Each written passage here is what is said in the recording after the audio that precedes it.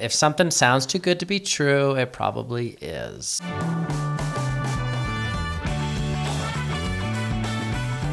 All right, ladies and gentlemen, welcome to the April and Davey podcast. It's been a little while. April, let's talk about that.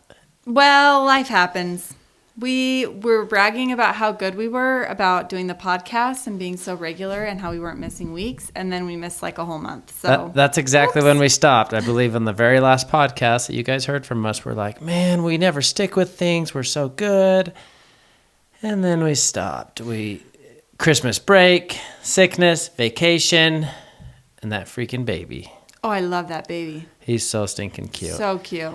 He complicates things. They all complicate things. Actually, he is a really good baby and he wouldn't be complicating things. We chose to do a couples trip, which complicated things. I spend about 2 hours a day trying to get him to take a bottle. We have a couples trip coming up that at first, we'll just real quick before we get into the podcast. Yeah, at first we were going to take him with us, and then we decided that's going to be a really bad idea. It won't be a good environment for a baby to be in, so he will be better off at family. That's why you don't jump into things before you've thought them through. We sometimes are guilty of that. We just yes, jump in, and then we're like, oh. Anyway, that's not what we're talking about today. We should do a podcast about that. We're going to talk about today the biggest scam of the century. It was not the century. It's the biggest we've been scammed? Ever. Let's start at the beginning. It was over a decade. Well, I guess it was the century. Yeah, what year were we? Centuries and 100 years. It was the century. Why are we doing this? All right. So today we are going to talk about how we were totally scammed. Guys, if you've been scammed, you can maybe relate to us. I think a lot of people have been scammed. There's a lot of scammers out there. But I think it taught us a lot of valuable lessons. Well, sometimes being scammed, it's not even about the money. I mean, in this situation we're about to tell you, we lost a lot of money. But sometimes being scammed, it doesn't have to involve a lot of money to feel taken advantage of. I remember when we were traveling in Europe, we bought these stupid little dancing magnetic Mickey Mouse things. Total scam. We spent a total of $1.50 on it. They were 50 cents each. I knew it wasn't going to work, but we were still scammed. I said, I have to know how this works. Yeah, there's a lot of dishonest people in the world. But we're going to talk about the biggest scam we've ever come in contact with. The big one. The Big Daddy. What year are we talking here? Daisy was a baby, right? Yeah. Daisy was 8 weeks old when all of the crap hit the fan. So little. So she was only 2 months old. And it wasn't even her crap hitting the fan. It was that not. Crap. So it's obviously our bad choices happened probably about a year, 9 months before Daisy was born. Real quick. Okay, so how we got started, I was filming weddings, and there was a friend from high school, and I saw him, and I was like, what have you been up to? He's like, yada, yada, yada, I'm doing this. Oh, I'm also doing some real estate investing. And I was like, that sounds cool. Yeah, that sounds awesome. Tell me more about it. He's like, it's this thing called Millionaire Investing Group. And so I don't even know if I went to a meeting or... Well, he told you, like, the coolest thing about it is you don't actually have to have a ton of money to do it. Because you think real estate investing, most people think like, oh, if you have a big chunk of money, that makes sense. Well... I was like, I don't have any money, but that sounds cool. He was like, oh, no, they just use your credit and you don't have to front any money and then you get paid. So Davey was like, oh, sounds awesome. Don't have any money. I don't have to spend any money, but I get a bunch of money back, and I'm a real estate investor. I just used quotation marks for those of you that can't see me on the podcast. You can check us out on the YouTube channel, but real estate investor was what we thought we were doing. We were just getting scammed. Here's how it worked. It sounded like a really good idea, and it probably is a really good idea it's also illegal, so it's not that great of an idea. Is it illegal? Yes. So this is what they said they were going to do. So they were the Millionaire Investor Group, somebody that had a lot of experience with real estate and had connections with hard money lenders. What the deal was, they were going to find a house that was really run down, really good deal, and use our credit to purchase it. Or no, they purchase it at a super cheap price with hard money. They resell it to us at a higher price and then use the difference of the money, 20 to 50,000, whatever it is, and fix it up or use it to pay the rent if they don't have renters in it. Now, right? if you don't know what hard money is, we did not know what hard money was, and I'll explain the simplest version I know of it. What it is, it's a chunk of money that can be borrowed very quickly. It's like cash, but you have to pay it back very quickly, like within a week or two. So it's a pretty high interest rate, and these people that are lending out the money, they know that like if I lend out this 70 grand, I'm going to get 75 grand back next week. Like it's a really fast. I picture it as like the guys turnaround. that will break your legs if you don't pay them back. The hard money. So yeah, he had this plan, like I'll just snatch up these properties with hard money and then find some investors, which was our credit. And Davey didn't have good credit at the time, so they used my credit. And so it was under my name actually only.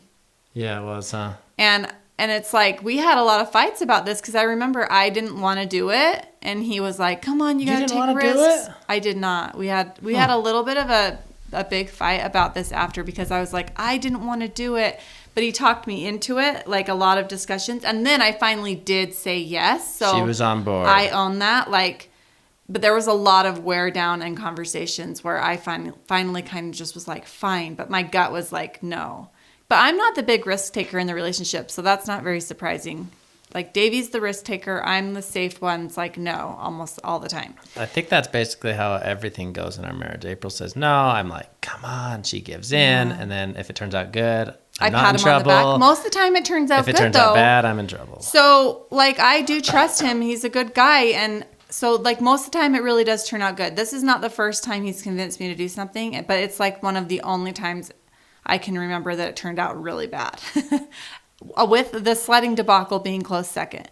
But we won't talk about that right now. So, that time you sleigh rided with two babies down a giant mountain Yes. without a helmet on your head? Yeah, that was cool, huh? Not cool. All right. So, Davey. Well, that was the time I advised you not to, for the record, and you went for it. I guess maybe Ender convinced me that time. Let's not digress. Okay. So, it was in my name, and I was like, okay, whatever. So I give him all of my credit information, my name, all the stuff. And then I remember getting a phone call from the company and them telling me, hey, good news, we found this awesome property for you. And at this point, I was getting excited because when I do commit to something, then I'm like all in. You can't like look back and have doubts. So I was like, okay, this is exciting. It'll work out fine. I have to trust in it. And at this point, all it was 924 Ruston Street. It was just an address to a house. And we're like, cool. We got one house. We got you a property. They're like, we're going to be looking for more. You guys are doing great. And we went to this meeting. And when we went to this first meeting where we like sat in the room and heard about it, it was full of doctors, lawyers, like all these really successful people that were also sitting there listening to it. And a lot of them were kind of skeptical, but like a lot of them signed up. And some of these people had up to 5 houses. So we only had one because like we didn't have the most amazing credit and a ton of money to throw around. So luckily we only had this one house. And I remember them complimenting us when we'd go to the meeting, like, oh, you guys are so young. You're getting started off so good. You're going to be doing so You're going to build your portfolio. You're going to be so portfolio. ready They used the word portfolio. to retire. Like, oh, this is such a good thing for you guys. You guys are the best. And so we were feeling pretty good about ourselves. And then they call me and they're like, we have this property for you, 924 Russian Street. And the thing is that we have to move really fast on it. And so you need to just give us power of attorney. So I was like, okay, yeah. I signed the papers to give them power of attorney, which never, ever do that, guys. Like, please. Which means they learn legally from us. represent you, and anything they sign, it's the same as you signing. Yes. So they signed these papers to buy this property from people that had just purchased it with hard money. And at the time, they did not tell us numbers. They did tell us how much we were buying the house for it, but they did not tell us how much money they had purchased the house And it was for cheap. with hard I money. mean, we paid It was with our credit, $72,000. like $70,000. So we're like, yeah. But that we was can do that. a first and a second mortgage because the house didn't appraise for that much. After it was all said and done, we come to find out the house was purchased with hard money for $42,000. $125,000, which was like such a punch in the gut. Okay, but hold on. That's the plan, though. They said buy it for 42, sell it to us for 72. We have money to do fix-ups and renovations. So that's the plan. We're like, so okay. they should have had $30,000 sitting in an account that they had promised that we were going to use that $30,000 to pay the mortgage, fix up the house, find renters, rent it for 2 years, because at the time the laws were if you had a property for more than 2 years, when you sold the property, you did not have to pay property gains tax. Thank you, Bill Clinton. But is that even still the thing? I don't know anymore because I haven't stayed current in the real estate market. But that's how it was in 2008. So we owned our house we were living in. It was the house we bought a month before we got married. And I'm glad that we did that. That was the smartest decision I think we ever made, because we had really good experience in that house, and we owned it, and luckily we bought it at a great time, and we ended up having to sell it, and when we sold it, it was at a great time. Yeah, I think that it was like that saved us. We were there for about 3.5, 4 years. Yeah. 4 years. That was what we were facing, though. We had this house we were living in that we owned, and then we had this house in Ogden, which is about a 45 to 50, sometimes an hour with traffic drive from where we were living, that was only worth $40,000, but we owed $70,000 on it. And we just sat there not doing anything. We didn't pay anything on it, so it kind of just didn't seem like it was real. There was a disconnect because we didn't touch it for like 6 to 7 months. Yeah, and they just gave us updates over the phone. We kind of started realizing that the company was going down. Like, I don't know if they weren't returning our phone calls or whatever, but I was like, finally, I was just like, okay, give me the keys to my house that I own. I know what it was. They had stopped paying the mortgage on it. So they took our $30,000, yeah, along with a couple $1 million from another 80 people that they scammed. And they lost the money, spent the money. They didn't take care of the money the way they should have. They weren't good stewards over our money. And all of a sudden, we're all sitting there getting collection calls. And I remember getting the calls from the mortgage company saying, you haven't made your payment. And I'm like, oh, well, Millionaire Investing Group's supposed to make the payment. And they're like, what? I don't care. I don't understand what you're saying. Like, you're responsible for this. It's your name on it. And so we were calling the Millionaire Investing Group, and they're like, oh, yeah. That house is so close to finding renters. We fixed it up. We're going to put the renters in there, and then that will pay like the mortgage. And we were like, oh, okay. They kept lying to us. So they'd just tell us something to get us to shut up. And we thought they'd pay it. And then another month would go by and we'd start getting collection calls again. And it was like, that's when you finally stepped in and said, enough. It was like, give me the keys. I hunted them down. I went to the house. There, I said, I found 924 Ruston. I took the keys. We drove out there. First time walking into the house, it was so heartbreaking. There was a literal hole in the ceiling. There was only 2 bedrooms. It had a skylight. Yeah, it had a skylight from leakage. It was a big hole. This house. Do you want to describe some of the house, or should I? I mean, you describe it. The house was over 100 years old. Which is the lifespan of a house, right. 100 years. You could tell that the foundation was built just brick by hand, probably 102 years ago, whatever, because the floors were all kind of bowed and uneven. And it had a couple additions. You could tell that originally it did not have a kitchen or a bathroom. So there was a little bit deeper crawl space with those 2 additions off the one side of the house. And then there was another addition off the back of the house that was a bedroom. So originally this house was just a living space with a coal burning stove and 1 bedroom. And then it was added on a kitchen and a bathroom, and later added on another bedroom. So this back bedroom was the bedroom that the roof had completely caved in.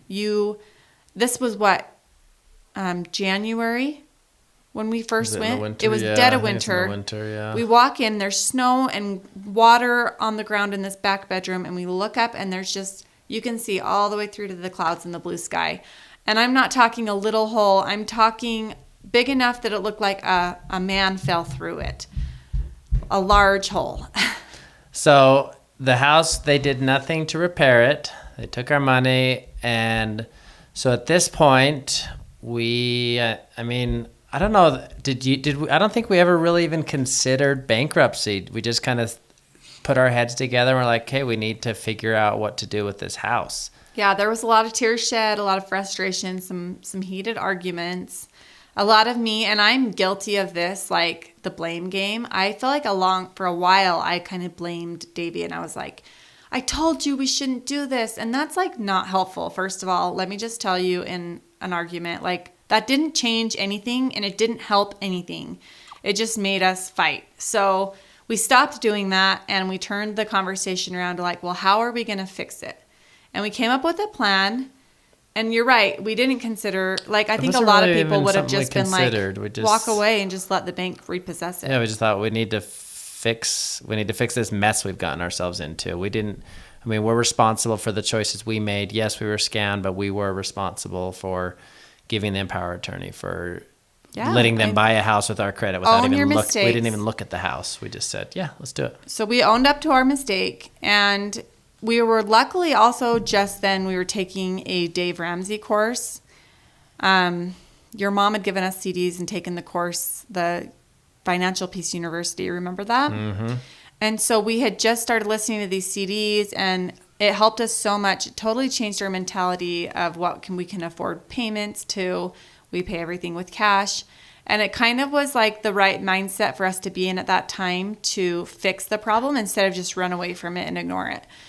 So we've decided to sell the house we lived in that we loved, that was plenty big enough to grow. I mean, it was a 2,300 square foot house. We could have grown for a very long time. And 924 Ruston Street was like 1,000 square feet. It was 900 square feet. 917 square feet. It was a big deal to sell our first house because a good portion of our income, April had started, we built a salon inside that house, and she was doing hair inside that house. It was very heart-wrenching, but we definitely felt like it was what we were supposed to be doing, and I feel like we were a lot of prayers and a lot of answered prayers. Wait, did we have a salon in that house? We did. We did. We turned in the basement. The same unit I have in my salon right now was in that basement.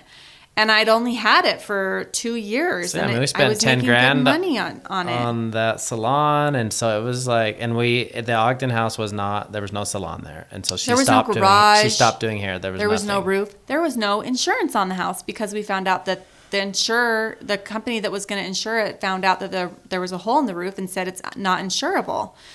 So like right away we knew that in order to get insurance on this house, because if it would have burnt down in the middle of the winter, someone like went in there and vandalized it, we would have just lost everything. Like we can't sell it for anything. We can't sell it for $70,000 what we owe on it. Like we would have just lost it all. So we panicked and we were like, okay, we got a bid on the house. It was like $7,000 for a new roof because it was in really bad shape.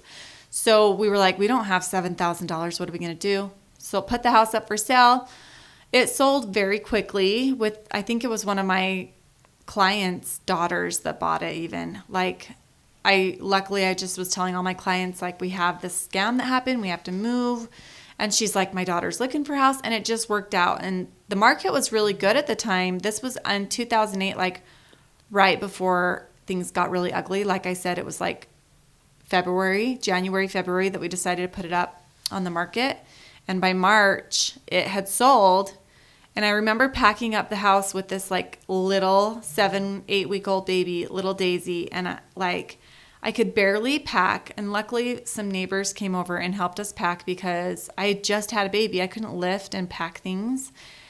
And then we actually paid for the roof to get fixed on a credit card because we couldn't afford it. We made the house livable before we moved. There were some things I went out there and I did a few random things that just made it acceptable. And I think there was even this time in limbo when we tried out renters that they never even paid us. They were just like demanding things and they were smoking in the house. Homeless people that just told us we didn't use a company. We just sign a lease and go in there, and then you can't get them out. Yeah, you can't kick people out. So in this limbo time of renting and everything, it was just all horrible. And then some renters came in and they filled up. There was like a cement, kind of like a garage, but not even a garage. They completely filled it with demolished. junk. It was just like the outer. No, but they completely filled this thing with junk, and it took me a full 26-foot U-Haul to get all of their stuff out. They just Yeah. left with everything. Anyways, so renting was horrible in this area. A lot of horrible, like 2 horrible renters, one after another, that we realized. That's true. We tried to rent it before we moved. We tried everything. It was really bad. So we're like, okay. We fixed the roof with a credit card, and then we got renters in there, and then it was just like got one it after another. insurable, put in some carpet or something, and I spent a lot of time out there. April was home all the time. Like, I missed a lot of Daisy growing up because she was a little baby, and I was just gone all the time. I was either shooting a wedding or working on that house, getting it, trying to make it livable. So but it sounds like all sad stories so far. But I will tell you the one thing that I took away that I loved from what happened is I quit doing hair completely. We put all of my salon stuff in storage, and we totally beautified this house, you guys. This is actually Davey's favorite part about the whole experience. You want to tell about the renovation? Yeah, I mean, I had a little bit of experience with like sheetrocking and mudding and stuff like that, but we basically gutted the entire kitchen and just redid everything. And I did a lot of remodeling all by myself. And I had help with an uncle that was a handyman. And I kind of found a love for, remodeling, renovating the houses. We ended up, after we sold our house, we ended up tearing down the old garage type building that was out there and put in a whole new garage. And I was able to put in an office there. And I mean, the garage was just used for storage for all of our stuff that we had from our other house. But we didn't have to pay for a storage unit anymore, which was nice. Yes, we were paying for a storage unit and all that. So that was one really fun thing. I found that joy, that seeing the fruit of my labor of fixing something up and making it beautiful. So and I really enjoyed that. By the time we were done, we had done the exterior. We did like new siding, new roof, new windows, new paint, new carpet, new tile in the kitchen, new countertops, new cabinets, new appliances. We did, basically we rewired the electrical and the plumbing. We basically redid the whole house. And then built that garage with the extra room off the back. And so we added some value to this house and made it into something that was just like garbage and turned it into something beautiful, and it was really fun.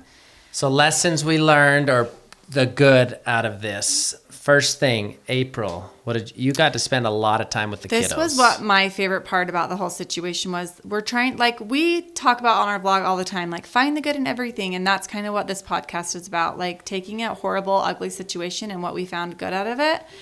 So my favorite part of the whole situation was I was getting to spend this quality mommy and kid time. Like for the first time, I felt like only a full-time mommy, which I really loved doing and wanted to be. Like I was able to take little 2-year-old Zaid and 8-week-old Daisy to the Treehouse Museum that was only like 5 minutes away from our house almost every single day.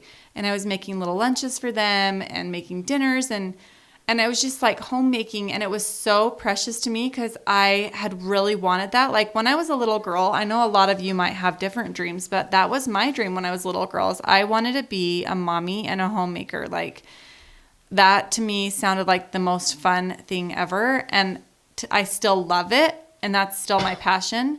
And hair is also another passion of mine, but like it took away from me being able to be as much involved as I could with my kids. So it was really nice to just have that time where I didn't feel like I had to work. And it was nice because I didn't have to work, because when we downsized, well, the house payment was way less, because our house that we lived in West Jordan, it was like double.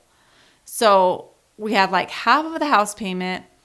And I was there like with a lot of contractors, just telling them how to fix things up and read like the siding and the windows and stuff, and picking stuff out and just kind of beautifying the house and spending the time with my kids. And we were only there for 8 short months, but it was like, it holds a very special place in my heart, because I remember all of the like special little dates I had with my kids when they were so little, and just being able to be there for them and spend so much time with them. And I did miss Davey. He was gone a lot. That was probably my busiest year of weddings. I was shooting 6-7 weddings a week, almost every night during the summer.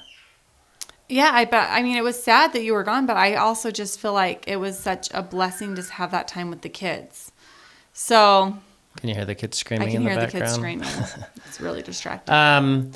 And lesson learned from this is if it sounds too good to be true, it probably is. It's kind of like if you see a food that is no sugar and you're like, oh, it's healthy. It's free. Just eat it all day long. No, Not there's so. an artificial sweetener in it. There's something in it. It's kind of like that. If something sounds too good to be true, it probably is.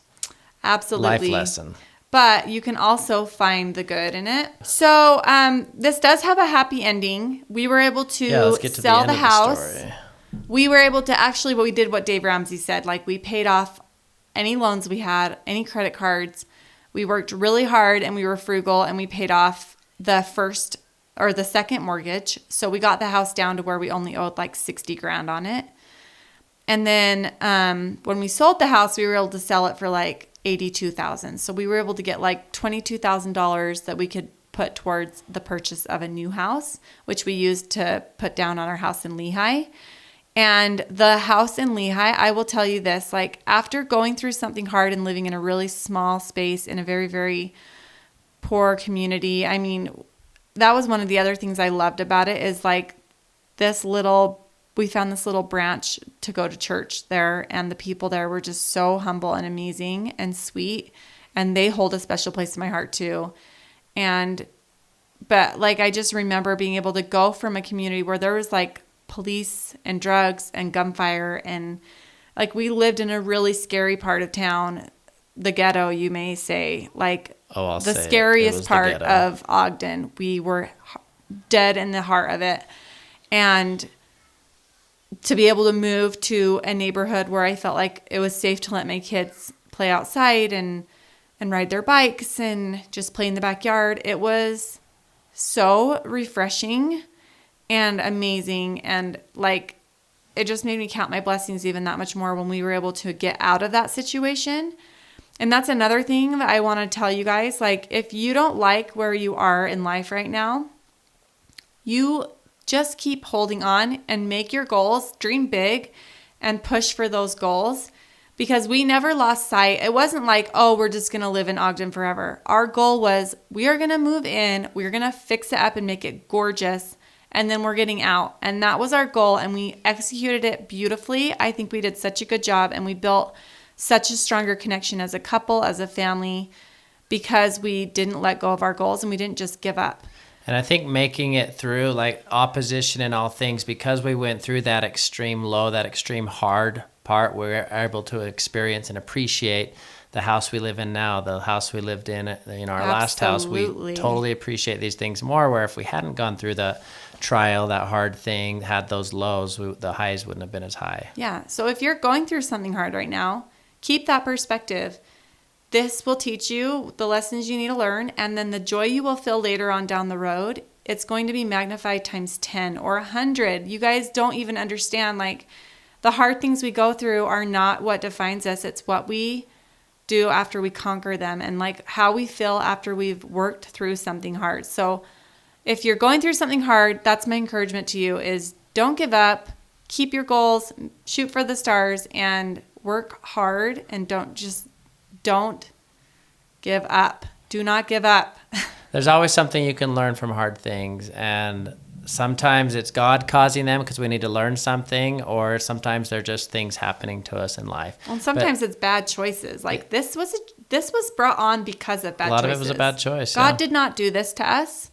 We made bad choices. So there's our vlog, guys. End of the story is...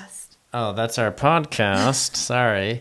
The end of the story is the guy was caught, and he is sentenced to, in order to stay out of prison, he has to pay us a little bit every month. So for a long time, almost every month, we get $100 in the mail. It's like $130. I think he has to pay until the year 3000. So he was indicted by the state of Utah and found guilty on 3 first-degree felonies of fraud.